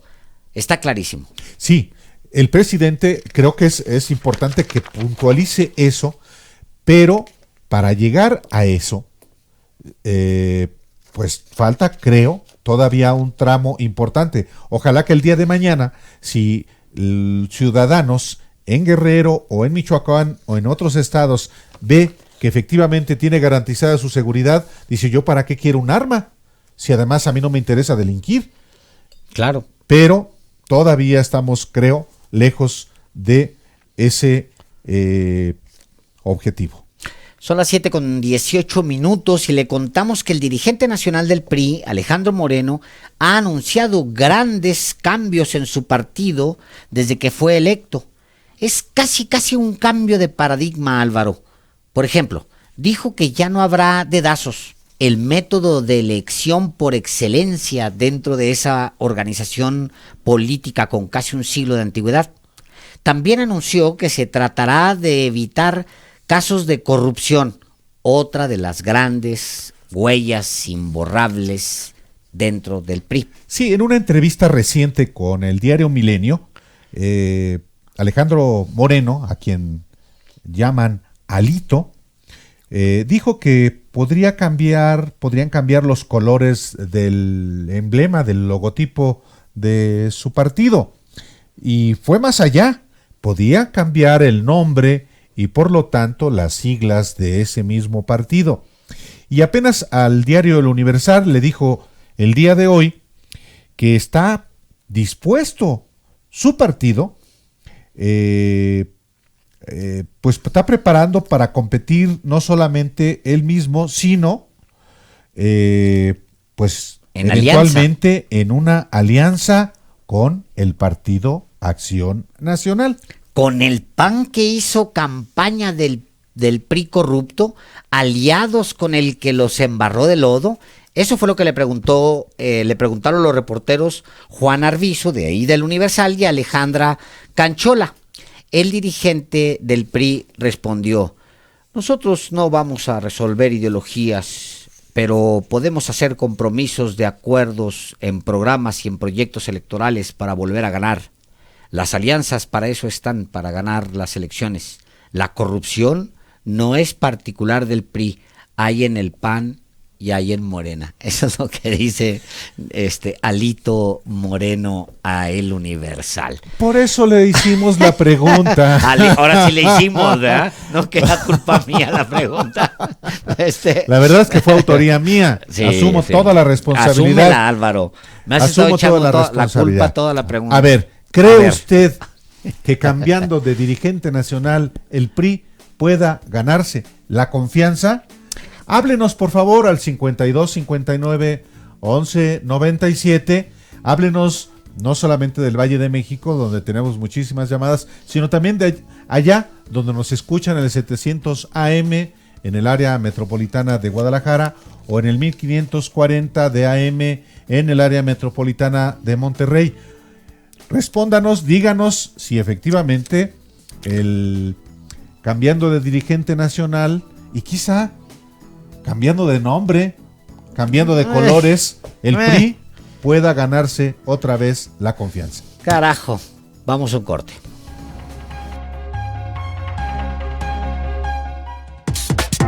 Escríbales al Twitter. @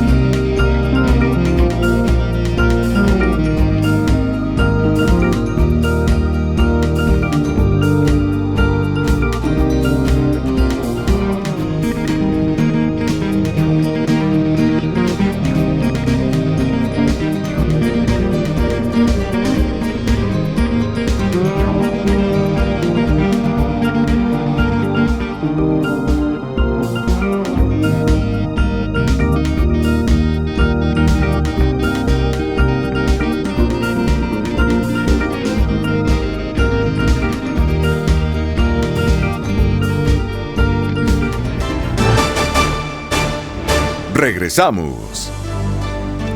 Estamos de regreso aquí en Los Periodistas con su servidor Alejandro Páez Varela y Álvaro Delgado.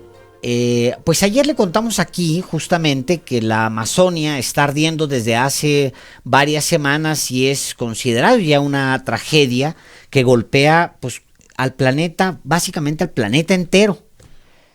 Miles de especies están muriendo. Millones de árboles se han perdido y no se sabe cuándo va a parar. Pues bien, no hay mejores noticias, sino peores.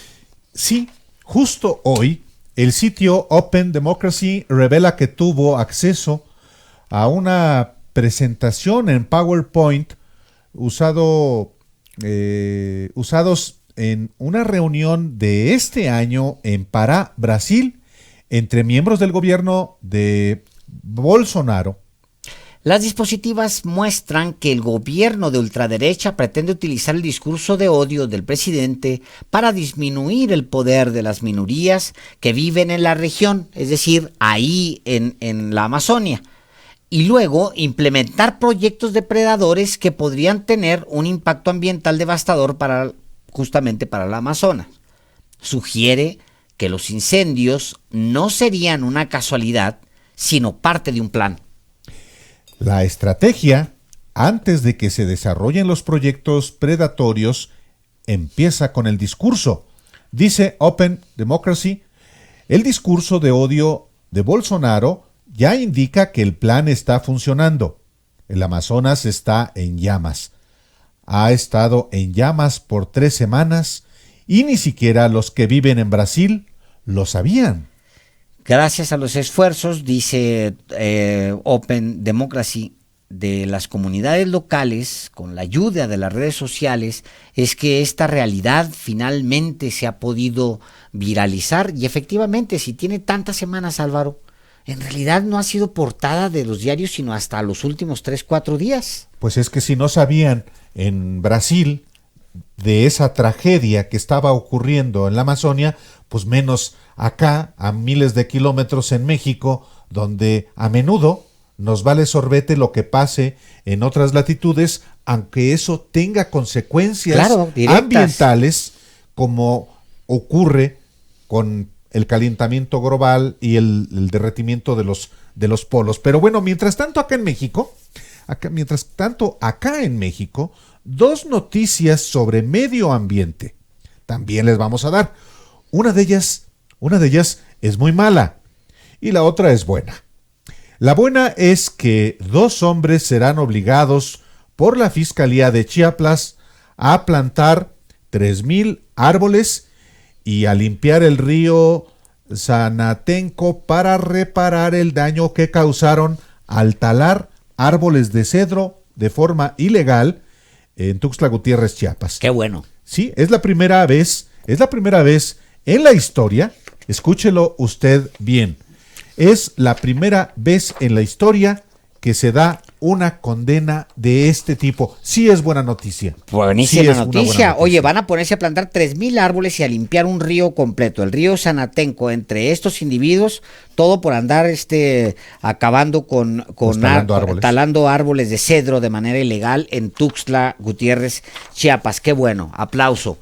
Pero por otro lado, y también esto es en Chiapas, la ambientalista Nora Patricia López León fue asesinada antier, y su cuerpo fue hallado en una habitación de un hotel de Palenque. La víctima, es decir, esta ambientalista, habría sido herida en varias ocasiones, apuñalada con un arma blanca. Carajo. Nora Patricia López era bióloga y la encargada de un proyecto de reproducción de la guacamaya roja, especie en peligro de extinción, en el Parque Ecológico Aluches. De acuerdo con Global Witness, en 2018 fueron asesinados 14 defensores de la tierra y el ambiente en México. La ola de asesinatos de defensores de la tierra afecta también a Colombia, Guatemala y, claro, Brasil, donde eligieron a un presidente simpatizante de Trump, imagínese, y enemigo de la conservación y el medio ambiente. ¡Qué barbaridad! Y bueno, son las 7:25, no, son las 7:30 ya aquí en la capital. Bueno, la Comisión Federal de Competencia Económica, en otra información, multó hoy al Aeropuerto Internacional de Cancún porque, impidió la libre competencia entre los servicios de taxis en sus instalaciones. La sanción es muy fuerte, 72.5 millones de pesos.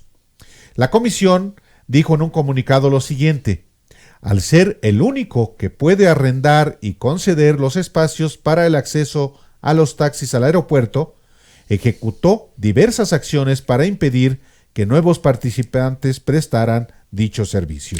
Y sí hay muchísimas quejas, Álvaro, de ese aeropuerto. Sí. Es que es una sola concesionaria y están multando con 72 millones porque se cree la autoridad que son aproximadamente 98 millones de pesos como el costo que tuvo para el consumidor como resultado de un sobreprecio promedio de estimado del 8% que afectó a varios millones de viajes. La COFESE ordenó abrir espacios a grupos concesionarios que tengan el permiso de la Secretaría de Comunicaciones y Transportes y que puedan prestar el servicio del taxi. A ver, en el aeropuerto de la Ciudad de México ya no solamente hay una sola compañía, hay varias. ¿Ha bajado los precios? ¿Ha mejorado el servicio? Híjole. Pues sí, pero esperemos que ya la multa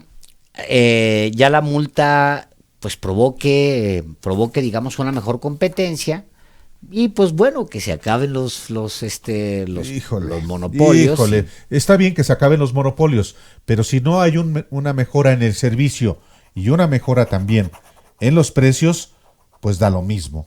Sí.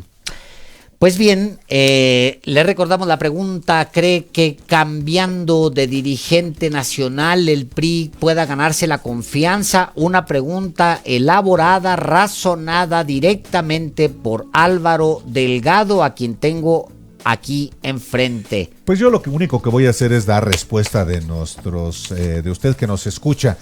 Juan Carlos Mora de Polanco, aquí en la Ciudad de México, nos dice: ¿en qué se parece un hombre infiel al PRI? A ver. Y la respuesta a él es: en que nunca cambian. Híjole.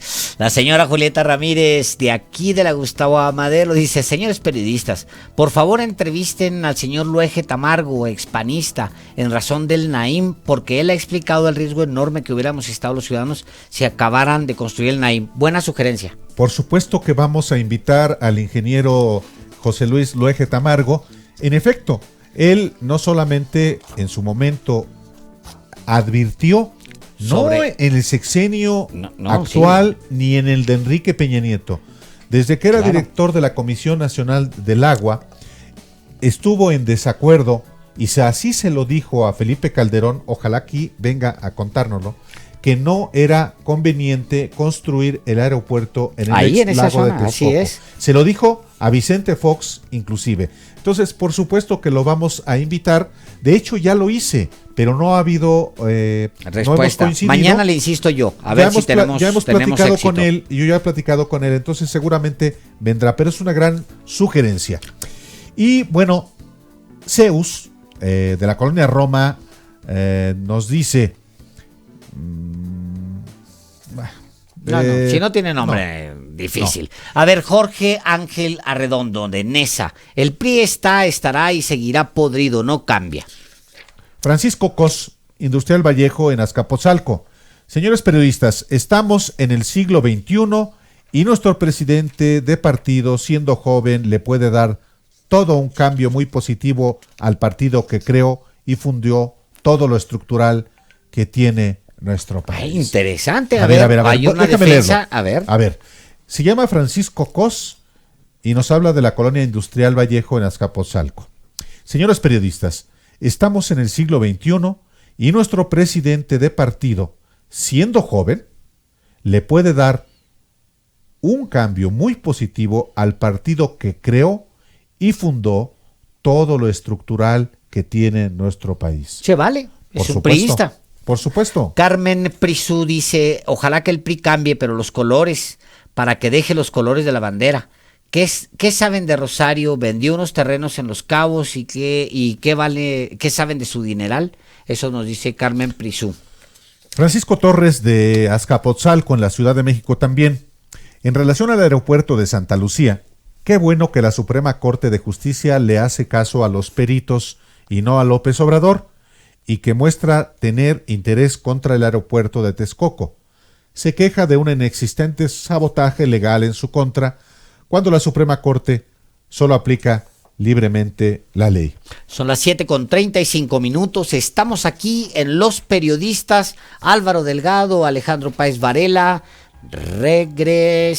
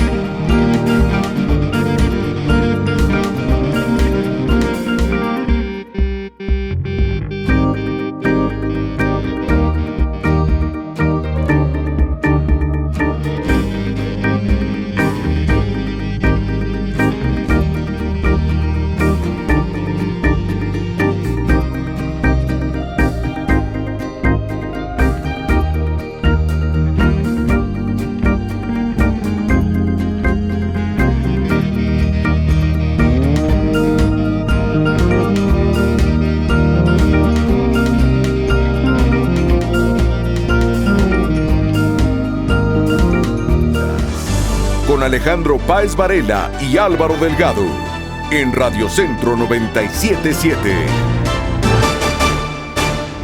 Regresamos. Radio Centro presenta En un Minuto con Álvaro Delgado. El PRI ha declarado su deseo de aliarse con el PAN. ¡Qué bien! El PRIAN se resiste a morir. El PAN no ha respondido expresamente a la propuesta del PRI, pero no hace falta que lo haga. Tras la paliza que ambos partidos recibieron el año pasado, proclamaron una alianza que incluyó a su primo hermano, el PRD. Y vaya tema que escogieron para proclamarse la oposición al gobierno de Andrés Manuel López Obrador. Su primera decisión fue impugnar ante la Suprema Corte la ley de salarios que dispone que ningún servidor público gane más que el presidente de la República. Es decir, salieron en defensa de los privilegios de la burocracia dorada. No es de extrañar, el México de los más recientes 30 años, desde 1988, fue moldeado por el PRIAN. Son tan parecidos hasta en lo viejo. El PRI cumplió en marzo 90 años y el PAN cumplirá su 80 aniversario en septiembre. Qué bueno que siga unido el PRIAN. No solo están en su derecho, sino que pueden ser útiles si son capaces de generar propuestas de política pública contra la desigualdad y la corrupción, por ejemplo, su principal herencia y por lo que fueron repudiados por los electores. Radio Centro presentó En un Minuto con Álvaro Delgado.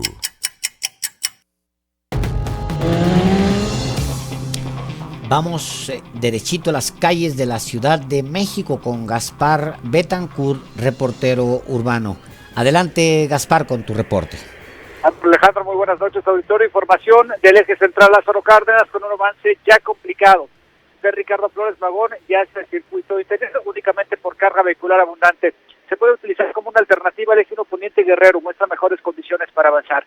Por su parte, la avenida Paseo de la Reforma también con algunos conflictos ya debido al incremento en el aforo vehicular desde la avenida de los Insurgentes hacia las inmediaciones de Tlatelolco. Y sobre el circuito interior también encontramos un avance complicado de la Glorieta de la Raza hacia Eduardo Molina. Aquí se puede utilizar como una opción el eje 3 norte. Muchísima precaución, comienza a llover de forma ligera en las inmediaciones de las alcaldías Gustavo Madero y Cuauhtémoc. El reporte que les tengo. Muchísimas gracias a Gaspar Betancourt y son las 7:41. Pues aquí le adelantamos desde el principio de los periodistas que el Congreso de Baja California aprobó esta tarde, por mayoría, la mayoría de Morena, una consulta popular para decidir si la próxima gubernatura del gobernador Jaime Bonilla Valdés será de 2 o 5 años. Se aprueba realizar una consulta directa ciudadana por este poder legislativo para que, en forma abierta, transparente y democrática, se conozca el sentir de las y los ciudadanos bajacalifornianos respecto a la ampliación de mandato de 2 a 5 años de la gubernatura y que el resultado de tal manifestación ciudadana sea retomada como mandato para esta legislatura. Eso es lo que dice el documento. Estoy dramatizándolo. Sí, es de enorme relevancia esta decisión tomada por el Congreso de Baja California. Es un nuevo Congreso, no es el Congreso que aprobó ampliar de 2 a 5 años el periodo del próximo gobernador de Baja California, porque el Congreso anterior tenía mayoría panista, pero esa mayoría panista avaló la reforma. Así es. No ha sido promulgada todavía esa reforma y por tanto no ha sido impugnada, como establece la Constitución, para que sea la Suprema Corte de Justicia de la Nación la que resuelva si es válido o no ese periodo que se amplía por decisión de la mayoría PRI-panista en el Congreso, que lo aprobó hace apenas un mes. Sí, a mí me sigue pareciendo exactamente lo mismo que hace 10 días o a que hace un mes, Álvaro, porque yo creo que la gente eligió a un gobernador por 2 años, punto. Pero hoy el Congreso local maniobra de manera desaseada, creo yo, y está convocando a una consulta pública para darle, digamos, un sustento popular a una reforma que fue operada, por lo visto, con dinero, con corrupción. Carajo, eso nomás no se compone. Pues vamos a ir con nuestro compañero Daniel Rosas, porque vamos a hablarle aquí sobre un pueblo feliz, feliz, feliz. Vamos a revisar qué dice el INEGI al respecto, pero Daniel nos comenta sobre lo que dijo el presidente hoy en la mañana durante su tradicional conferencia mañanera. Gracias, Alejandro. Álvaro, auditorio, muy buena tarde, noche ya para todos. Pues hoy el presidente López Obrador reiteró algo que ya había mencionado el lunes anterior, cuando aseguró que, pues de acuerdo con la percepción que se tiene, el pueblo mexicano está feliz, feliz, feliz. Actualmente está haciendo alusión a la cuarta transformación. Hoy nuevamente el presidente en la conferencia mañanera saca a relucir este tema porque se le hizo llegar una solicitud de información. Hoy dice el presidente López Obrador que le llama, toda vez de que en esta solicitud que llega a través del Instituto de Transparencia, pues se le pide al presidente que sustente estadísticamente y documentalmente de dónde está sacando este dicho de que el pueblo es feliz, feliz, feliz. Y de hecho, pues así lo dice, y hasta se rió el presidente López Obrador al hacer alusión precisamente a cómo lo repetía 3 veces. Bueno, pues dice el presidente López Obrador que está estudiando cómo va a dar contestación a esta solicitud de información, que pues estadísticamente se estará sustentando en lo que los datos que da a conocer el INEGI, y que de esta manera es como estará dando respuesta a esta solicitud de información. De hecho, poco después de lo que mencionó el presidente en la conferencia mañanera, el vocero presidencial Jesús Ramírez pues emite un tuit en el que da a conocer ya parte de esta información del INEGI. Él concretamente muestra una gráfica, no se ve el logotipo del INEGI como tal, pero pues en esta gráfica, que de acuerdo a lo que explica Jesús Ramírez es obtenida de esta estadística del INEGI, pues hace un comparativo de los años 2014, 15, 16, 17, 18 y a este enero de este 2019, en donde pues se muestra la satisfacción con la vida a nivel nacional y por sexo. Solamente para pues comparar enero, que es el mes que refleja esta gráfica del INEGI, pues en enero del 2019, de acuerdo con el documento, se tiene un nivel del 8.4 en escala de 0 a 10. Y sí, es el mes más, o es el enero más alto, el mes más alto enero de 2019, comparado con los de los otros años. En 2018 fue de 8.2, en el 17 de 7.9, pero lo que ocurre es que esta gráfica solamente muestra hasta enero. Habrá que ver cómo sustenta el presidente López Obrador pues lo que resta de este 2019, claro, de tal manera que se tiene que el pueblo está feliz, feliz, feliz. Pues así las cosas por lo pronto en esa declaración, Álvaro, Alejandro. Muchísimas gracias, Daniel Rosas, por tu reporte. Hasta luego. Hasta luego. Buenas tardes. A ver, vamos a explicarlo muy bien. Lo que muestra Jesús Ramírez Cuevas en el tuit es porque el reporte, efectivamente, el último reporte del INEGI es de esa fecha, es de enero de este año. El INEGI hace 2 reportes de los indicadores de bienestar de la población urbana. Simplemente son 2 reportes, así se dan, y la próxima publicación, Álvaro, es el 29 de agosto, es decir, sí, en unos días. En unos días, ya está por salir el segundo reporte del año, es un reporte semestral. ¿Qué es lo que dice? El reporte no habla de felicidad como tal, pero lo más cercano a eso, a felicidad, es satisfacción de vida a nivel nacional y por sexo a enero 2019. Como le insisto, viene el 29 de este mes, terminando el mes, viene el último reporte, que es el último que va a haber de este año. Es decir, la satisfacción con la vida es sinónimo de felicidad, o la satisfacción con la vida es para López Obrador sinónimo de felicidad. Ese es un tema discutible, pero digamos que es el único indicador que pudiera sustentar en la afirmación de que el pueblo está feliz, feliz, feliz.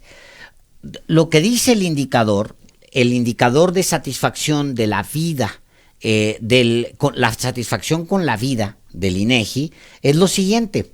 Fíjate nada más. Según el reporte de enero de 2019. Que nada más hay 2 reportes al año. Entonces, el de enero no hay manera y el próximo. El próximo es la siguiente semana, ya tenemos el otro reporte. ¿Y qué dicen los datos? Clarísimo, mira. En enero, abril y abril de este año, Álvaro, hay más o menos una estabilidad que se extiende durante un buen periodo de 8.2 en la escala de 10, de 8.2 en satisfacción con la vida.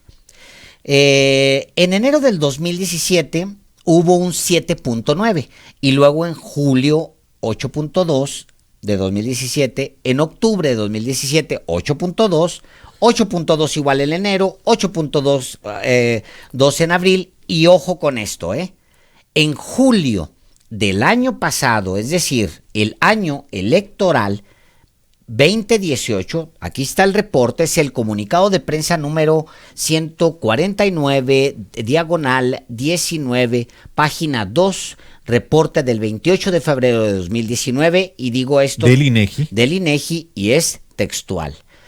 En abril había un 8.2 de satisfacción. Abril del año 2018. De 2018. Sí. En julio, Álvaro, hay un brinco a 8.3. Es una décima, es poquito. En octubre de ese mismo año pasado, hay otro brinquito. En octubre, no, se queda tablas en el 8.3. Y en enero de este año, último momento de reporte de enero de este año, efectivamente hay otro brinquito. Es un 8.4. Es el dato más alto de satisfacción con la vida desde que el INEGI publica este resultado estadístico. Esta información oficial del INEGI de febrero de 2019, que abarca hasta enero de este mismo año, en efecto, establece que en escala de 0 a 10, la satisfacción con la vida a nivel nacional de julio del año pasado, es decir, de cuando se celebraron las elecciones, a enero de este año, ya con 2 meses de López Obrador en la presidencia de la República, efectivamente, la satisfacción con la vida subió a 8.4. Acuérdese que el máximo es 10. Y tenemos en las gráficas del INEGI una gráfica que viene desde el 2014. Es importante este dato. En 2014, de enero a octubre, se mantiene en 7.9. La satisfacción con la vida. En 2015 llega a 8.2 en enero de 2015. Es el más alto de todo ese sexenio. Exactamente. Y luego, 8.2 no, en abril se repite de 2017, 8.2. 8.2 llega también en abril del año pasado, pero de abril del año pasado a julio, cuando se celebran las elecciones en México y gana López Obrador, sube de 8.2 a 8.3, que es el mismo 8.3 hasta octubre, y en enero sube a 8.4. O sea, este es el único dato que se puede parecer a felicidad. A felicidad. Sí. Es el único dato. El único levantamiento que tiene el INEGI que se pueda parecer a felicidad, que es lo que cita el presidente hoy. Y en efecto, satisfacción con la vida, hay un aumentito, un chipotito hacia de 8.2 a 8.4. Por sexo, los hombres son más felices, 8.5, y mujeres 8.3. Ojo con esto, porque es muy importante en rubros específicos, satisfacción con la vida. Ojo con esto. Si la satisfacción con la vida de acuerdo con el INEGI, estaba en 8.2 en enero del 2018, crece a enero del 2019 8.4. Y ojo con los que salen la satisfacción, lo que sale más ¿quiénes son los más felices, bajo? pues? O no tan felices, según. Mira, mero abajo, lo que más castiga a la gente es seguridad ciudadana. O Pues sea, hay insatisfacción por seguridad ciudadana, y me voy de abajo para arriba muy rápido. País, ciudad, tiempo libre, es decir, empieza a mejorar, digamos, la percepción de la vida con tiempo libre, y luego vecindario, y luego nivel de vida, luego perspectiva futuro, así hasta las relaciones personales. El mexicano, dice la encuesta del INEGI, tiene altos niveles de satisfacción y promedia tan alto porque es feliz en las relaciones personales y en sus actividades u ocupación y en su vivienda. Muy interesante es el debate de los últimos días en el país sobre y además el presidente le dedicó hoy gran tiempo. Ahora que se emita el nuevo informe del INEGI sobre este mismo aspecto que López Obrador le interpreta como felicidad, pues aquí lo vamos a dar a conocer. Claro, también. en la semana que entra tendremos ese dato. Vamos a conectarnos más bien con Miguel Luna, nuestro compañero Miguel Luna. ¿Qué creen? Pues que el Sindicato Nacional de Trabajadores de la Educación inauguró una sala donde se exponen 17 obras, Álvaro. 17 obras maestras. Adquiridas durante la gestión del Bester Gordillo. Ándale, señor mío. Adelante, Miguel Luna, buenas tardes. Hola, Alejandro, Álvaro, ¿qué tal? Muy buenas noches a todo el auditorio. Efectivamente, se trata de 17 obras de arte que estaban en posesión del Bester Gordillo, a pesar de que pertenecen al Sindicato Nacional de Trabajadores de la Educación. Fueron adquiridas efectivamente durante la gestión del Bester Gordillo como líder del CENTE. Sin embargo, ella se las quedó e incluso algunas las tenía en su domicilio. Se trata de pinturas de Diego Rivera, Pedro Coronel y Francisco Toledo. El dirigente del sindicato magisterial, Alfonso Cepeda Salas, hoy informó que presentaron una denuncia de hechos ante la Fiscalía General de la República, en ese entonces Procuraduría General de la República, para poder recobrar este material artístico. Añadió, este dato es importante porque añadió que aún están pendientes de rescatar 80 obras de arte más que no se sabe si están en manos de la ex lideresa magisterial, pero que pertenecen al Sindicato Nacional de Trabajadores de la Educación. Están en este proceso de rescatar otras 80 obras de arte. ¡Carajo! Por lo pronto, estas 17 serán exhibidas o están siendo exhibidas de manera permanente en el Centro Cultural del México Contemporáneo, que está ubicado en el centro histórico, en la calle de Leandro Valle. Ahí la ciudadanía puede admirar estas obras de estos pintores mexicanos. Muchísimas gracias, Miguel Luna. Buenas noches. Buenas noches. ¿Qué te gusta para portada? Me gusta feliz. Y la respuesta que está en interiores. Sí, es una portada en la que, por supuesto, la foto principal es esta devastación por los incendios en la Amazonia. Y el nuevo dirigente del PRI tiene planes bastante atrevidos. Pues sí, el presidente reparte regaños en la mañanera. Y la familia de Celso está enojada por la filtración de videos, y sobre eso justamente le vamos a hablar mientras nos despedimos. El músico regiomontano Celso Piña, el rebelde del acordeón, murió ayer miércoles a más o menos como a las 12:30 horas como consecuencia de un infarto, pero hubo quien lo videograbó moribundo cuando los médicos intentaban salvarle la vida. Por ello, la familia procederá legalmente contra quienes videograbaron al músico. Celia Piña Ortiz, la hija de Celso, declaró: va a salir quien lo grabó y habrá represalias. Vamos a proceder legalmente porque mi padre no se lo merece. Él se merece irse bien, con el honor que merece.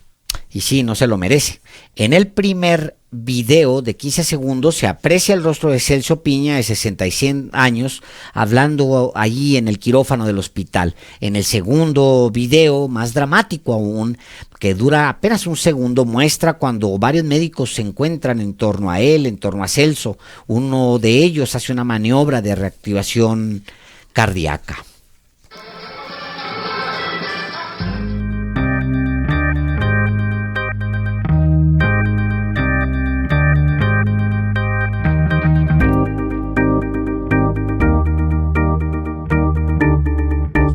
periodistas, cuando nos tocó la mala fortuna de anunciar la muerte de Celso Piña, que el maestro del acordeón, o de la acordeona, como le llamaba, nos puso a bailar a todos y también al periodista, escritor y premio Nobel de Literatura Gabriel García Márquez. Y ese pedacito de música que acabamos de escuchar, ese cachititito, corresponde a ese momento mágico.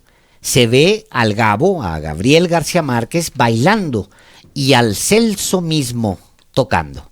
El 6 de marzo pasado, Celso Piña compartió el momento en Twitter. Escribió esto: el día que Gabriel García Márquez bailó cumbia, nomás mi acordeón, un tamborcito y la guacharaca. Y así, con ese recuerdo frágil, con el rumor cercano del fin de semana que invita a bailar a Celso Piña una vez más, nos despedimos de los periodistas. Recuerde que estamos de lunes a viernes, de 6 a 8 de la noche, y que si desea escuchar algún programa en particular, puede acudir a las cuentas oficiales de Grupo Radio Centro en YouTube y en Facebook, y ahí las encuentra. Muchas gracias por acompañarnos. Buenas noches. Buenas noches.